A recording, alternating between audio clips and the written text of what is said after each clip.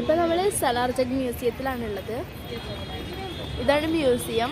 മ്യൂസിയത്തിൻ്റെ എൻട്രൻസിൽ നിന്ന് നമ്മൾ ഫീ എടുത്തിട്ട് വേണം എൻട്രൻസിലോട്ട് വരാൻ. അവിടെ വന്ന് കഴിയുമ്പോൾ നമുക്ക് ഫസ്റ്റ് ഒരു വെഹിക്കിളാണ് കാണാൻ പറ്റുക. ഇത് അന്നത്തെ കാലത്ത് യൂസ് ചെയ്തിരുന്ന ക്രെയിനാണ്.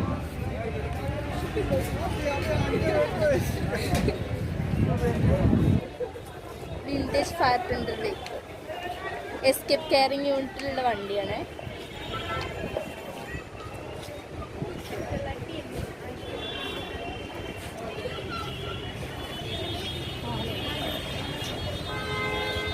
ഇതാണ് ഈ വെഹിക്കിളിന്റെ ഫ്രണ്ട് എന്നുള്ള വ്യൂ.